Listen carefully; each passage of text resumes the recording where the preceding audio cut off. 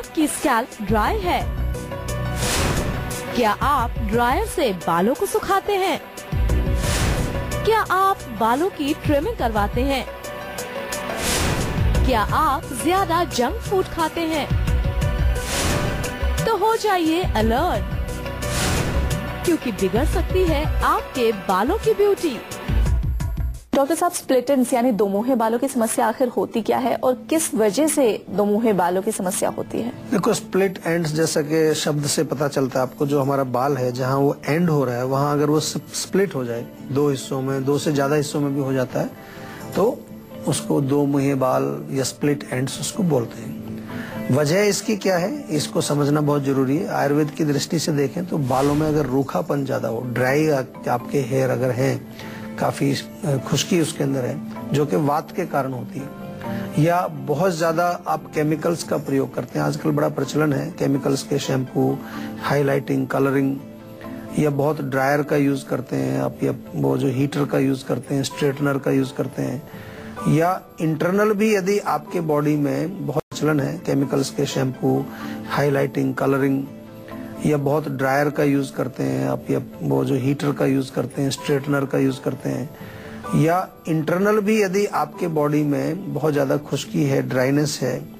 Air pollution एक बहुत बड़ा कॉज है।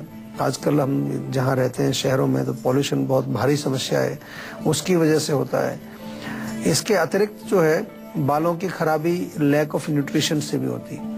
अगर पोषण ठीक नहीं मिल रहा है, बालों को उचित हमारा न्यूट्रिशन नहीं जा रहा है, या हेयर केयर करते ही नहीं है आजकल लोग, ऐसे भी हैं बहुत सारे लोग जिनको पता ही नहीं है कि हमें रेगुलरली हेयर केयर करनी चाहिए। बाकी सब चीज की केयर करते हैं, मोबाइल की केयर करते हैं, अपनी गाड़ी की केयर करते हैं, उनकी साफ सफाई, बालों की केयर नहीं करते, स्किन की भी केयर नहीं करते। उसके लिए खराब करने के लिए उसमें हम कुछ ना कुछ करते रहते हैं, स्किन में भी केमिकल लगाते रहते हैं, बालों में भी केमिकल लगाते रहते हैं। तो ये तमाम कारण हैं, समझना जरूरी है, क्योंकि यदि हमें कारण समझ नहीं आएगा ना तो आप कभी भी अपने रोग को ठीक नहीं कर पाएंगे। बहुत सारे लोग दुखी रहते हैं क्योंकि एक ब्यूटी रिलेटेड चीज है, अगर सुंदर बाल होंगे तो डेफिनेटली आप सुंदर लगेंगे, लेकिन अगर आपको पता ही नहीं है कि सुंदर बाल का मूल कारण जो है क्या है, क्या उसका सीक्रेट क्या है, what is the secret of beautiful hair, तो वो फिर आपकी बात बनेगी नहीं। और आजकल तो इतने सारे प्रोडक्ट्स बेच रहे हैं लोग, ये कर लीजिए, वो कर लीजिए, और उसमें जो दिखाते हैं वो जो लोग कमर्शियल्स करते हैं, उनके खुद के बाल जो है खराब रहते हैं। मैं तो बहुत लोगों को जानता हूँ ऐसे, तो उनके झांसे में नहीं आना चाहिए, समझना चाहिए, समझ के करिए, समझ के जो भी आपको प्रयोग करना है वो करिए। हमारे साथ राहुल जुड़ गए हैं आगरा से। राहुल जी, आप अपना क्वेश्चन पूछिए डॉक्टर साहब से। Good afternoon sir. जी नमस्कार। नमस्कार। एक्चुअली मेरी उम्र 35 साल है और तकरीबन 5 साल पहले मुझे टीबी हुआ था लंग्स का। अच्छा। पहले स्मोकिंग वगैरह की आदत थी मेरे को काफी, तो टीबी होने के बाद उसका ट्रीटमेंट लिया, 9 मंथ उसका ट्रीटमेंट चला जी। और उसके बाद से मेरे को ना थोड़ा सांस लेने में दिक्कत आता है। मैं थोड़ा सा चल लेता हूँ, पौड़ियाँ चढ़ लेता हूँ, कुछ काम कर लेता हूँ तो मेरा सांस फूल जाता है। अब जैसे आपने कहा कि लंग्स वीक हो गए, बड़ा अच्छा आपको समझ आया लंग्स वीक, लेकिन लंग्स को मजबूत करने के लिए तो कुछ नहीं कर रहे हो आप। जब प्रॉब्लम होती है तो इनहेलर ले लेते हो। इनहेलर का मतलब आप लंग्स को थोड़ा सा डायलेट कर देते हो, थोड़ी देर के लिए वो कुछ घंटों के लिए एक्सपेंड हो जाते हैं, ऑक्सीजन चली जाती है, आपको थोड़ा लगता है कि रिलीफ आ गया।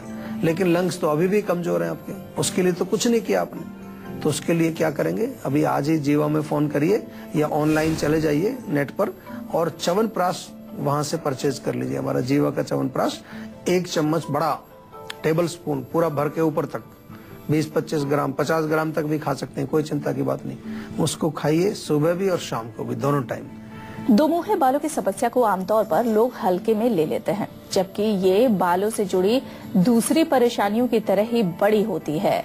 तो डॉक्टर साहब, दोमुहे बालों के लिए क्या ऐसे उपाय करने चाहिए और कैसे, अगर हम हल्के में लेते हैं तो क्या क्या इसके नुकसान हो सकते हैं? नुकसान देखिए बहुत होता है, क्योंकि basically it is connected with beauty, और ब्यूटी एक ऐसी चीज है हर व्यक्ति के लिए, हर व्यक्ति सुंदर दिखना चाहता है, और अगर उसमें कोई रुकावट किसी चीज से भी आती है, चाहे बालों से आए चाहे किसी और से, तो इसका सीधा प्रभाव उसके माइंड पर पड़ता है। बहुत लोगों को मैंने देखा है कि उनका माइंड जो है वो थोड़ा सा एक इन्फीरियरिटी उनमें आने लगती है, नेगेटिविटी आने लगती है अपने आप को लेकर के। उनको लगता है कि मेरे अंदर जो है कमी है किसी चीज की, कॉन्फिडेंस उनका कम हो जाता है। और ये अपने आप में एक बहुत बड़ी भयंकर एक बीमारी है माइंड के। अगर माइंड हमारा नेगेटिव हो जाए किसी तरह का, हमें ये फील होने लगे कि मेरे अंदर कुछ है नहीं, या मेरे अंदर कुछ जो है ऐसी शक्ति नहीं है, या जो हम कहते हैं कि भाई हम अपने कॉन्फिडेंस को लूज कर जाते हैं, वीक कॉन्फिडेंस, वीक माइंड, तो उससे फिर अनेक प्रकार के हार्मोनल इम्बैलेंस हो सकता है। उससे आपके शारीरिक जो ऑर्गन्स हैं उनमें कहीं खराबी आ सकती है, आपको बीमारियां हो सकती हैं, थायराइड हो सकता है, डायबिटीज हो सकती है। महिलाओं में मेंस्ट्रुअल साइकिल का जो जितना हार्मोनल सिस्टम है उससे जुड़ा हुआ है, उस पर इफेक्ट पड़ सकता है। तो देखिए, एक छोटी सी चीज, आप बालों की केयर नहीं करते, बालों में कुछ खराबी हुई, उसकी वजह से बीमारी होगी, आप उसकी दवाई शुरू कर देंगे। मान लो डायबिटीज होगी, आप दवाई ले रहे हैं डायबिटीज की, कारण क्या है?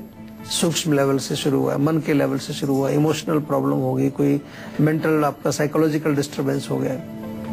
तो हमें मैनेज करना है। तो इसलिए बालों को अगर सुंदर रखेंगे तो अच्छा रहेगा आपके लिए। बालों को कैसे सुंदर रखेंगे ये भी बताएंगे, थोड़ा सा देखते रहिए। इसी शो में आपको और थोड़ा विस्तार से बताएंगे क्या क्या कर सकते हैं बालों को सुंदर रखने के लिए, स्प्लिट एंड्स को खत्म करने के लिए। मुश्किल नहीं है, बहुत कोई कठिन काम नहीं है।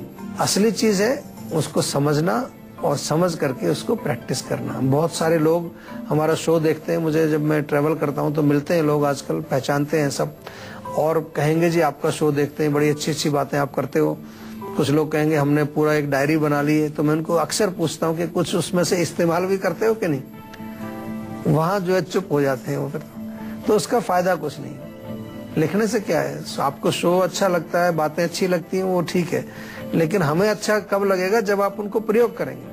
आप प्रयोग करेंगे तो आप स्वस्थ रहेंगे। यही हमारी टैगलाइन आप सुनते हो बार बार, संजीवनी, ताकि स्वस्थ रहे आप। वो खुद प्रयोग करे ना करे, लेकिन दूसरों को जरूर सलाह देंगे कि आप ये प्रयोग कीजिए। डॉक्टर साहब, शायद इसलिए उन्होंने ये डायरी बनाई होगी। जी, ये भी होता है यहाँ पर हर व्यक्ति दूसरों को सलाह देता है, खुद नहीं का।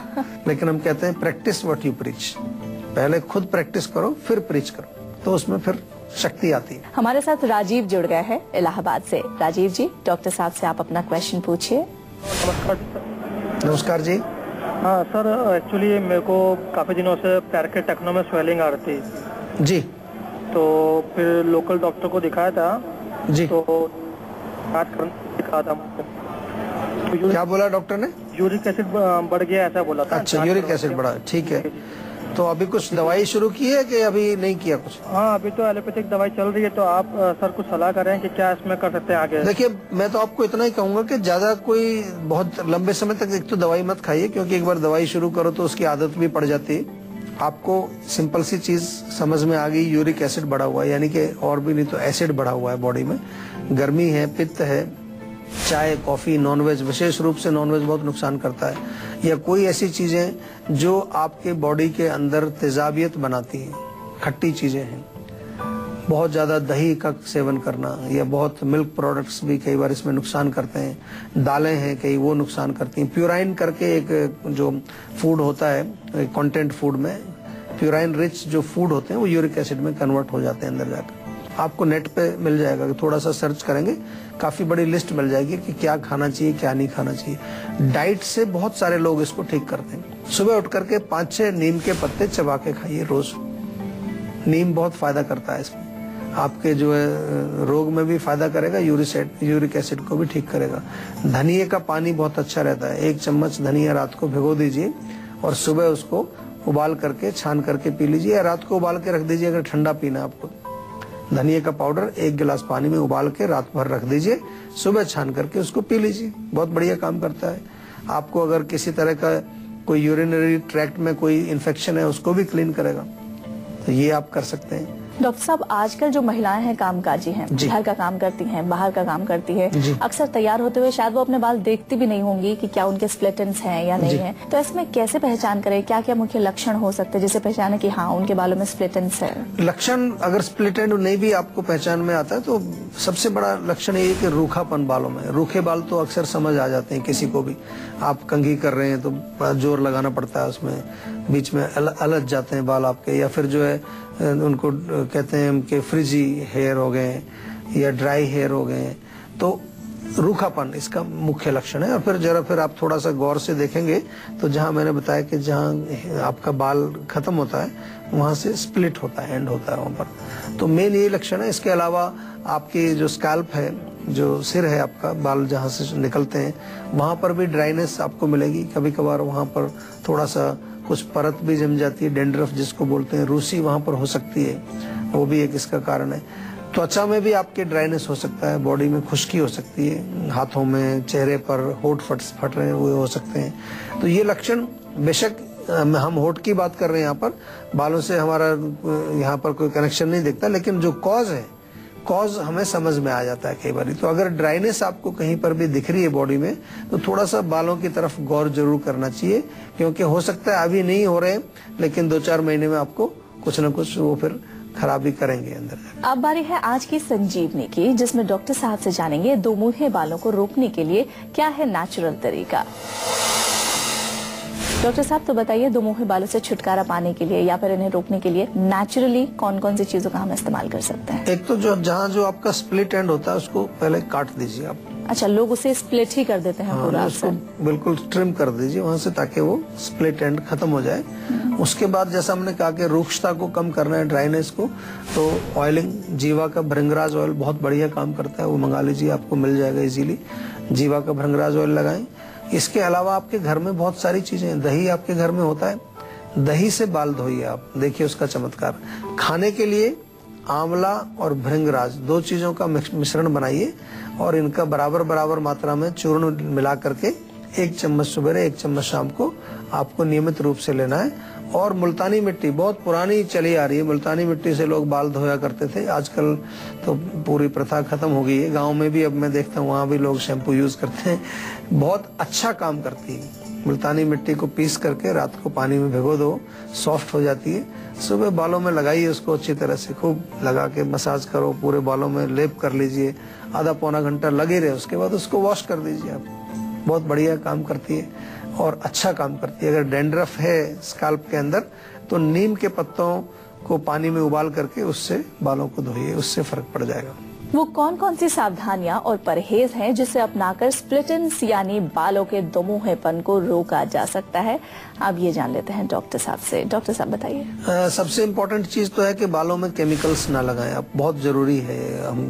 हम इसको समझते नहीं है, मैंने देखा है बहुत क्लोजली, हमारे पास बालों के बहुत सारे हजारों केसेज आते हैं, हेयर फॉल के या स्प्लिट एंड्स के या बालों के अनेक प्रकार की समस्या।